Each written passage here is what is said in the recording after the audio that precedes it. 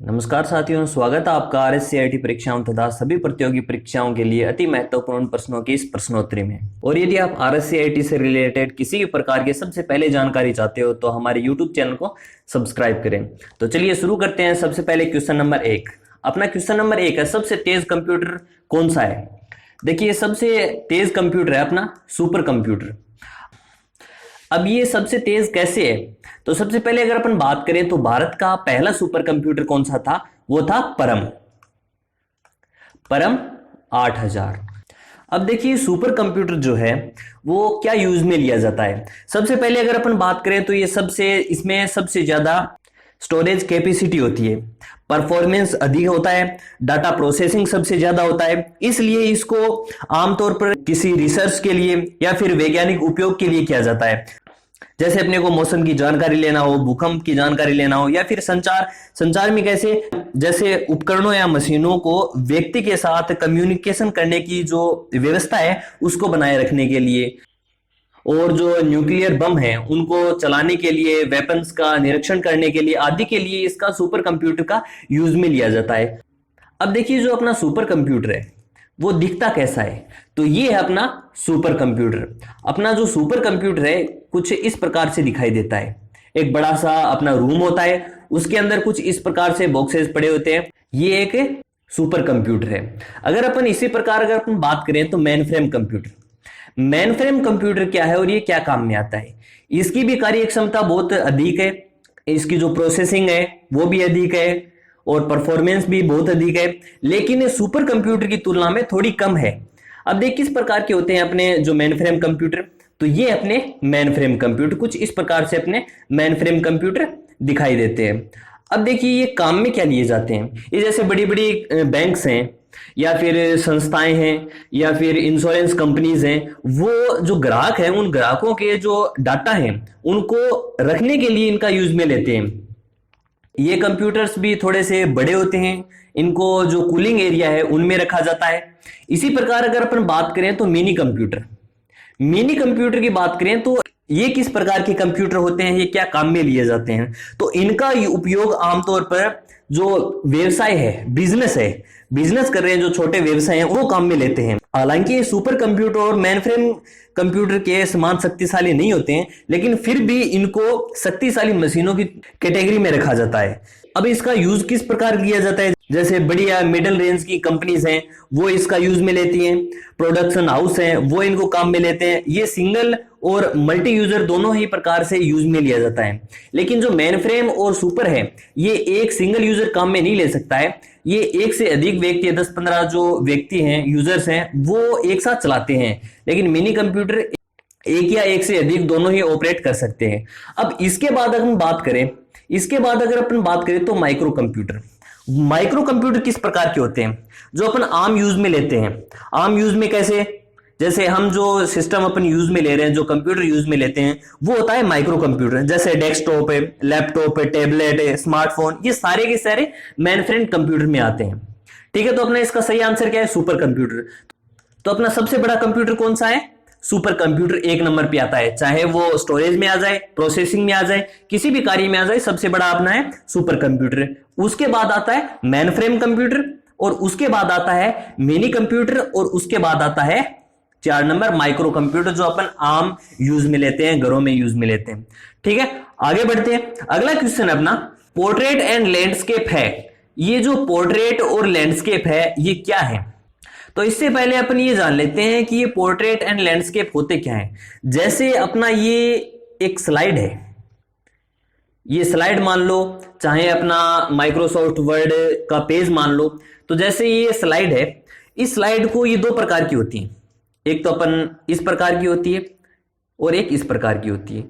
तो जो ये जो एरिया है, इस प्रकार का जो अपनी स्लाइड होती है चौड़ाई टाइप की, तो उसको क्या कहा जाता है? तो उसको क्या कहा जाता है? ये तो अपना लैंडस्केप। और जो ये है, और जो अपना A4 साइज में जो पेज होता है, ये जो है इसको क्या कहते हैं? इसको कहते हैं पोर्ट्रेट। इसको कहा जाता है पोर्ट्रेट। तो ये होते हैं जो जो अपना पेज है, उस पेज के टाइप होते हैं लैंडस्केप और पोर्ट्रेट। तो ये कहां पे मिलते हैं? ये अपने मिलते हैं स्लाइड ओरिएंटेशन के अंदर। ठीक है, आगे बढ़ते हैं, अगले क्वेश्चन की तरफ बढ़ते हैं। अगला क्वेश्चन अपना, इनमें से कौन सी कीज वर्तनी और व्याकरण की जांच को सक्रिय करता है? अब जैसे अपन कुछ लिख रहे हैं अपने वर्ड, मान लो माइक्रोसॉफ्ट वर्ड के अंदर कुछ डॉक्यूमेंट बना रहे हो, तो अपने कुछ लाइंस लिखे, कुछ वर्ड्स लिखे, कुछ पैराग्राफ लिखे, तो उसके अंदर कई स्पेलिंग्स हुए, उसके अंदर कई स्पेलिंग्स हैं वो अपने गलत कर दी, तो उसको चेक करने के लिए उस जो ऑप्शन है उसको एक्टिवेट करने के लिए अपन कौन सी कीज का यूज में लेंगे? तो उसके लिए अपन F7 कीज को प्रेस करेंगे, जिससे जो अपना कंप्यूटर है वो स्पेलिंग और ग्रामर को आसानी से चेक कर सकेगा। अगर देखिए, अगर किसी वर्ड्स के अंदर, जैसे मैंने ये नाम लिखा, वन क्लिक नाम लिखा, इसके अंदर यदि कोई स्पेलिंग की गलती हो, स्पेलिंग की गलती हो तो उस नाम के नीचे रेड लाइन आ जाएगी। अगर उस वर्ड्स के नीचे कोई लाइन लिखी आपने, उस लाइन के अंदर कोई ग्रामर की मिस्टेक हो तो उस लाइन के नीचे ग्रीन लाइन आ जाएगी, जिससे आप समझ सकते हो कि स्पेलिंग की गलती है या फिर ग्रामर की गलती है। अगर हमसे पूछे कि F7, F5, F2 ये क्या है? ये होती है फंक्शन की। टोटल फंक्शन की कितनी होती है? F1 से लेके F12 तक होती है, 12 फंक्शन की होती है। ठीक है, आगे बढ़ते हैं। अगला क्वेश्चन है, MS वर्ड 2010 में डैश एक स्थान या पाठ का चयन करता है जिसे आप नाम और भविष्य के संदर्भ के लिए पहचानते हैं। तो देखिए, जैसे अपने पास ये एक पैराग्राफ है, इस पैराग्राफ में अपने पास कुछ लाइंस हैं, उस लाइंस को, जैसे अपने ये लाइंस हैं, अपने मान लो ये पूरे पढ़ रहे हैं, बीच में अगर अपने को अपने यहां तक पढ़ लिया, अपने इस पैराग्राफ को यहां तक पढ़ लिया, उसके बाद अपने को इस पैराग्राफ को छोड़ना पड़े। जैसे अपन बुक है, बुक पढ़ रहे हैं, बुक में तो अपन पेन से या पेंसिल से टिक लगा देते हैं, जिससे अपने को पता चल जाए कि अपने यहां तक इस पैराग्राफ को पढ़ लिया है। लेकिन कंप्यूटर के अंदर यदि अपन पैराग्राफ पढ़ रहे हैं तो अपन कैसे पता लगाएं? तो उसके लिए अपन बुक मार्क ऑप्शन का यूज में लेते हैं। अब जैसे अपने यहां तक पढ़ लिया, यहां पे अपने कर्सर के ऊपर, यहां पे अपने को कर्सर को लेके आना है और यहां पे अपने को बुक मार्क का यूज में ले लेना है। अगर यदि आपको नहीं पता है कि बुक मार्क को कैसे यूज में लिया जाता है, तो जो प्लेलिस्ट है उसके अंदर MS वर्ड की जो जितनी भी क्लासेस हैं वो सारी की सारी डाल रखी है, वहां से आप देख सकते हैं। तो देखिए, अब अपने को दोबारा अगर इस पैराग्राफ को खोलेंगे, इस डॉक्यूमेंट को दोबारा खोलेंगे, तो अपने बुक मार्क ऑप्शन का यूज करके पता लगा सकते हैं कि कहां तक आपने पढ़ा है। ये बुक मार्क अपने को किसी नाम से या फिर कोई नंबर से अपन सेव कर सकते हैं। आगे बढ़ते हैं। अगला क्वेश्चन है, प्रेजेंटेशन का बैकग्राउंड बदलने का अर्थ है। जैसे अपने प्रेजेंटेशन है, प्रेजेंटेशन का बैकग्राउंड बदलते हैं, उसका मतलब क्या होता है? तो चलिए जानते हैं। Background slide, background colour, background fill effect बदलना। तो यदि अगर बैकग्राउंड का मतलब है बैकग्राउंड स्लाइड को चेंज करना, बैकग्राउंड कलर चेंज करना, बैकग्राउंड इफेक्ट चेंज करना, ये कहलाता है, तो बिल्कुल ये सही है। अगला है, स्लाइड के पीछे पिक्चर या क्लिप आर्ट इंसर्ट करना। बिल्कुल, प्रेजेंटेशन बैकग्राउंड बदलने का मतलब पिक्चर भी लगा सकते हैं अपन, क्लिप आर्ट का यूज भी कर सकते हैं। अगला है, पावर पॉइंट प्रेजेंटेशन में एक पिक्चर या चित्र का बैकग्राउंड लगा सकते हैं। कोई फोटो है, उसको अगर अपने बैकग्राउंड के रूप में अगर यूज कर रहे हैं तो वो भी लगा सकते हैं। तो अपना इसका सही आंसर क्या है? उपरोक्त सभी, इनका सभी का यूज करके अपन बैकग्राउंड चेंज कर सकते हैं। आगे बढ़ते हैं। अगला क्वेश्चन है, सीडी या डीवीडी पर डाटा जैसे संगीत, फोटो, दस्तावेज आदि लिखने की प्रक्रिया को आमतौर पर कहा जाता है। जैसे अपने कंप्यूटर है, कंप्यूटर से अपनी सीडी या डीवीडी के अंदर कोई वीडियो डाल रहे हैं, कोई गाना डाल रहे हैं या फिर कोई डॉक्यूमेंट डाल रहे हैं, उस डालने की प्रक्रिया को क्या कहा जाता है? तो उसको डालने की प्रक्रिया को कहा जाता है बर्निंग। आगे बढ़ते हैं। अगला क्वेश्चन है, माइक्रोसॉफ्ट वर्ड 2010 में निम्न में से कौन सा टैब बाय डिफॉल्ट नहीं होता? देखिए, इंसर्ट बिल्कुल होता है, डिजाइन, होम, फाइल, इनमें से कौन सा बाय डिफॉल्ट ऑप्शन नहीं होता है? तो देखिए, इसके अंदर डिजाइन नहीं होता है। बाय डिफॉल्ट का मतलब क्या होता है? जब भी अपन माइक्रोसॉफ्ट वर्ड ओपन करेंगे, उसके अंदर कौन सी टैब ओपन होती हैं, चलिए जान लेते हैं। तो जैसे अपना ये वर्ड है, जब भी अपन ओपन करते हैं तो कुछ इस प्रकार से अपना वर्ड दिखाई देता है। यहाँ पे देखिए, होम लिखा हुआ है, इंसर्ट है, पेज लेआउट है, रेफरेंस है, मेलिंग है, रिव्यू एंड व्यू है, और ये डिजाइन और लेआउट बाद में आई हुई है। क्यों? जब भी अपन टेबल है, ये अपने टेबल को इंसर्ट करते हैं, ये दो जो टेब है ये बाद में क्रिएट होती हैं, एक डिजाइन की और एक लेआउट की। अब देखिए, इसके अलावा एक और भी होती है, जैसे अपन कोई फोटो इंसर्ट करेंगे, तो फोटो इंसर्ट करेंगे तो उस टाइम एक फॉर्मेट टैब और ओपन हो जाती है। तो ये तीन जो टैब हैं ये बाय डिफॉल्ट अपने इसके अंदर सेव नहीं होती हैं। जब भी अपन फोटो या फिर टेबल या फिर स्मार्ट आर्ट या फिर कोई चार्ट इंसर्ट करते हैं तब उस समय ये आते हैं। ठीक है, तो अपने इसका सही आंसर क्या हो जाएगा, इनमें कौन सा है, इसमें फॉर्मेट और लेआउट तो नहीं है, डिजाइन है, तो इसमें डिजाइन बाय डिफॉल्ट इसके अंदर सेव नहीं होती है। आगे बढ़ते हैं, अगला क्वेश्चन है सामान्य बीमारी के तहत बीएसबीवाई के तहत बीमा राशि क्या है। तो देखिए सबसे पहले अगर अपन बात करें तो बीएसबीवाई है क्या। तो बीएसबीवाई की फुल फॉर्म होती है भामाशाह स्वास्थ्य बीमा योजना। तो मैं यहां पे नीचे लिख देता हूं,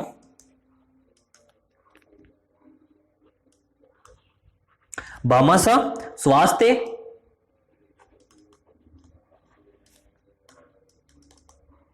बीमा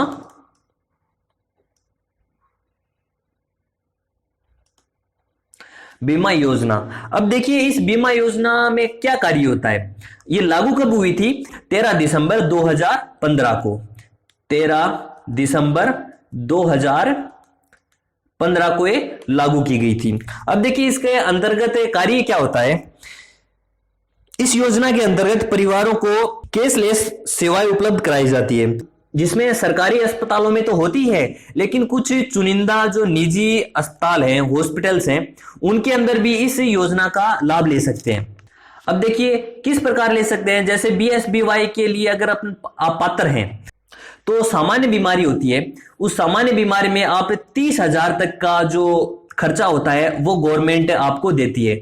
और यदि आपसे पूछ ले कि अगर गंभीर बीमारी हो, सीरियस अगर कोई केस हो, तो उस समय अपन 3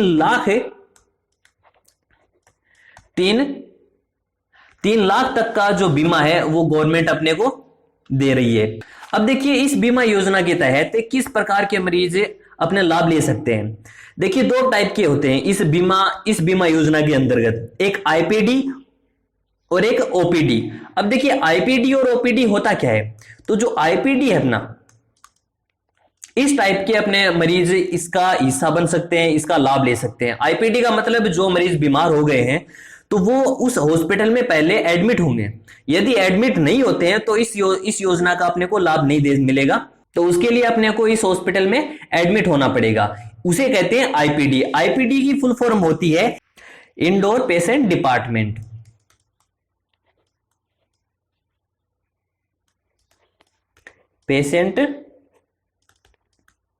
पेशेंट डिपार्टमेंट।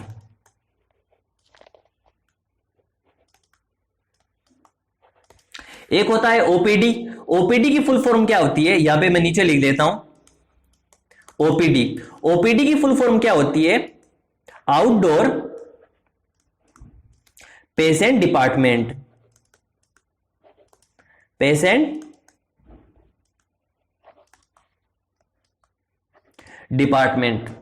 अगर हमसे पूछ ले कि किस तरह के मरीज इसका हिस्सा बन सकते हैं, तो वो है आईपीडी टाइप के। और सामान्य बीमारी के अंदर कितनी राशि मिलेगी, वो है 30,000 तक के। आगे बढ़ते हैं, अगला क्वेश्चन है वर्तमान स्लाइड से स्लाइड शो शुरू करने के लिए शॉर्टकट कुंजी है। जैसे आपके पास 4-5 स्लाइड है, अपने पास 4-5 स्लाइड है, और यदि आप जैसे अपने 3 स्लाइड हैं, आप इस स्लाइड के अंदर हो, इस स्लाइड के ऊपर अपने इस स्लाइड को ओपन कर रखा है, यदि आप इस स्लाइड को सीधा ओपन करके चलाना चाहते हो तो कौन सी की प्रेस करेंगे अपन, तो उस समय अपन शिफ्ट के साथ F5 प्रेस करेंगे तो सीधा ये सेकंड वाली स्लाइड ओपन हो जाती है। यदि आप सीधा F प्रेस करेंगे तो जितनी भी आपकी स्लाइड है वो शुरू से ओपन हो जाती है। तो इसमें क्या पूछ रखा है, वर्तमान स्लाइड से स्लाइड से शुरू करना हो, जो स्लाइड अपने ओपन कर रखी है उसको शुरू करना हो, तब अपन शिफ्ट के साथ F5 प्रेस करेंगे। ठीक है, आगे बढ़ते हैं, अगला क्वेश्चन है विंडोज में एक चलते हुए प्रोग्राम से दूसरे प्रोग्राम पे जाने हेतु निम्न कीज दबाई जाती है। तो जैसे आपने MS वर्ड भी ओपन कर रखा है और एक्सेल भी ओपन कर रखा है, तो ये दोनों प्रोग्राम आपने ओपन कर रखे हैं। तो आप जैसे इस वर्ड के ऊपर कार्य कर रहे हो तो आपको एक्सेल के ऊपर जाना है, किस शॉर्टकट कीज का यूज करके अपन इसके ऊपर जा सकते हैं, तो अपन Alt के साथ टैब प्रेस करेंगे तो सीधा अपन एक्सेल की जो फाइल है वो ओपन हो जाती है। यदि अगर दोबारा एल्ट के साथ टैब दबाएंगे तो वापस अपन वर्ड के फाइल में आ जाएंगे। अब जो प्रक्रिया है, इस प्रक्रिया को क्या कहा जाता है? तो इस प्रक्रिया कहा जाता है मल्टीटास्किंग। क्या कहा जाता है? मल्टीटास्किंग। मल्टीटास्किंग। आगे बढ़ते हैं, शॉर्ट क्वेश्चंस की तरफ बढ़ते हैं। क्वेश्चन नंबर 1 है, नंबर पैड को दिशा प्रदान करने वाले तीर की तरह प्रयुक्त करने हेतु आप डैश कुंजी को दबाएंगे। यदि आप जैसे नंबर की है अपनी, अब देखिए ये है जो अपनी की, ये होती है नंबर की। इनको जो एरो की होती है, एरो की कौन सी होती है? ये होती है। इनकी तरह अगर अपने को यूज में लेना है तो अपन किस प्रकार इसका यूज में लेंगे? तो अपन सबसे पहले तो अपन प्रेस करेंगे, यहां पे जो लिखा हुआ है नम लॉक, इसको प्रेस करेंगे। उसके बाद जो यहां पे देखिए 8 लिखा हुआ है, 6 लिखा हुआ है, 4 लिखा हुआ है, 2 लिखा हुआ है, यहां पे देखिए एरो की है। अपन इसको एरो की तरह भी यूज में ले सकेंगे। इसके बाद जब भी अपन नम की प्रेस करेंगे तो अपना इसका आंसर क्या हो जाएगा? अपन नम की दबाएंगे, नंबर की दबाएंगे, उसके बाद अपन एरो की तरह इसको यूज में ले सकेंगे। क्या होगा? नम की। आगे बढ़ते हैं, किस प्रकार के सॉफ्टवेयर को एंड यूजर सॉफ्टवेयर के नाम से भी जाना जाता है? सॉफ्टवेयर आपको पता है कितने प्रकार के होते हैं? 2 प्रकार के होते हैं, एक सिस्टम सॉफ्टवेयर, एक एप्लीकेशन सॉफ्टवेयर। सिस्टम सॉफ्टवेयर क्या होते हैं? जो कंप्यूटर को ऑपरेट करने के लिए काम में आते हैं। और एप्लीकेशन सॉफ्टवेयर कौन से होते हैं? जैसे क्रोम है, MS ऑफिस है, ये होते हैं एप्लीकेशन सॉफ्टवेयर। तो जो एंड यूजर सॉफ्टवेयर है वो किस प्रकार के सॉफ्टवेयर को कहा जाता है? तो वो एप्लीकेशन सॉफ्टवेयर को कहा जाता है। एप्लीकेशन सॉफ्टवेयर को ही एंड यूजर सॉफ्टवेयर भी कहा जाता है। तो मैं यहां पे लिख देता हूं एप्लीकेशन सॉफ्टवेयर। आगे बढ़ते हैं, एमएस वर्ड में वेब लेआउट का क्या तात्पर्य है? एमएस वर्ड है अपना, एमएस वर्ड के अंदर वेब लेआउट का क्या कार्य होता है, कि क्या काम में लिया जाता है ये वेब लेआउट? तो अपन इसका यूज तब लेते हैं जब अपना जो डॉक्यूमेंट है, अपना डॉक्यूमेंट को एक वेब पेज के रूप में देखना हो। जैसे अपना क्रोम है, इस क्रोम को ओपन करते हैं, उस टाइप का अगर अपने को माइक्रोसॉफ्ट वर्ड का जो पेज है उसको देखना हो, उस समय अपने वेब लेआउट का यूज में लेते हैं। तो अपना इसका आंसर क्या हो जाएगा? डॉक्यूमेंट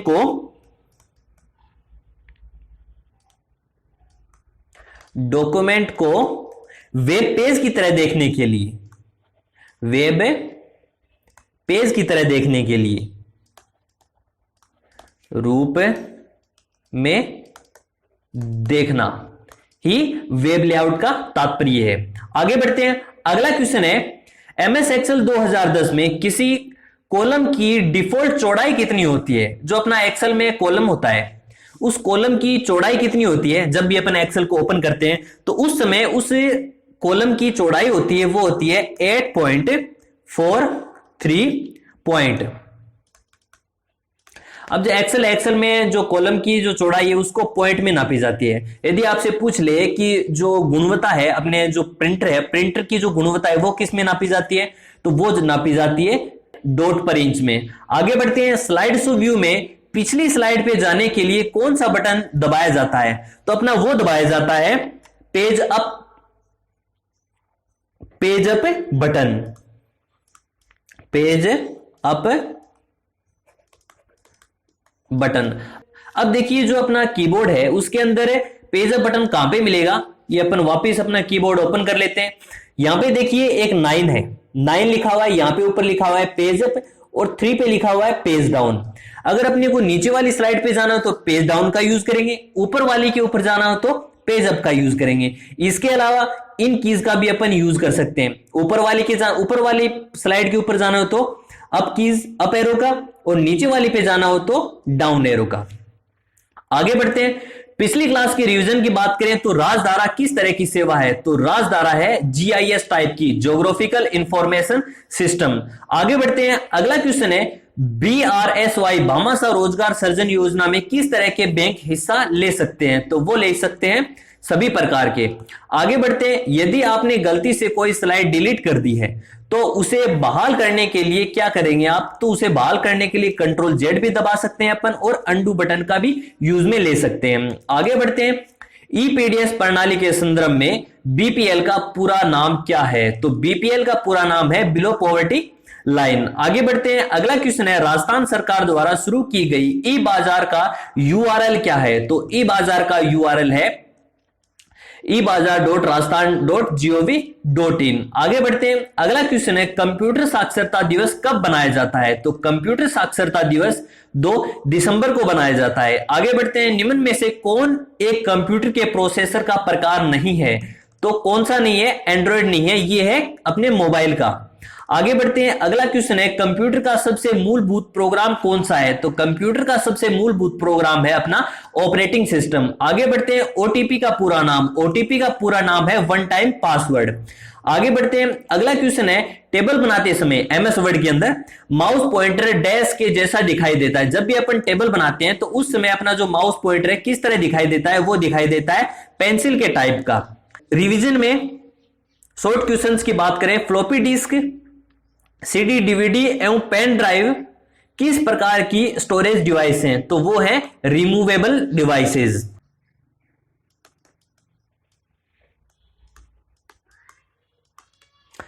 अगला क्वेश्चन है ऑपरेटिंग सिस्टम में एक ही समय में एक से अधिक एप्लीकेशन को चलाने की क्षमता कहलाती है, वो कहलाती है मल्टीटास्किंग।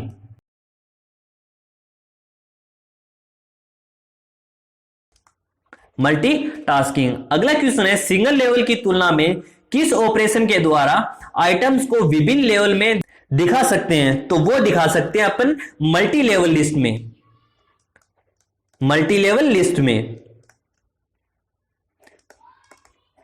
मल्टीलेवल लिस्ट में। आगे बढ़ते हैं, अगला क्वेश्चन है एमएस एक्सेल 2010 में किसी भी वर्कशीट का नाम मैक्सिमम कितने कैरेक्टर में हो सकता है? तो वो हो सकता है 31 कैरेक्टर में। अगला क्वेश्चन है एक सिंगल मीडिया फाइल जिसमें आर्ट, साउंड, एनिमेशन या मूवी शामिल होती हैं कहलाती हैं, वो कहलाती है क्लिप कहलाती है। क्या कहलाती है? क्लिप कहलाती है। तो साथियों ये थे अपने पास आज के कुछ एक क्वेश्चंस। उम्मीद है ये क्वेश्चन आपको पसंद आए होंगे। तो आज के लिए इतना ही, अगली क्लास में फिर मिलेंगे। तब तक के लिए पढ़ते रहें, आगे बढ़ते रहें और अपने और समाज को आत्मनिर्भर बनने में सहयोग करते रहें। धन्यवाद।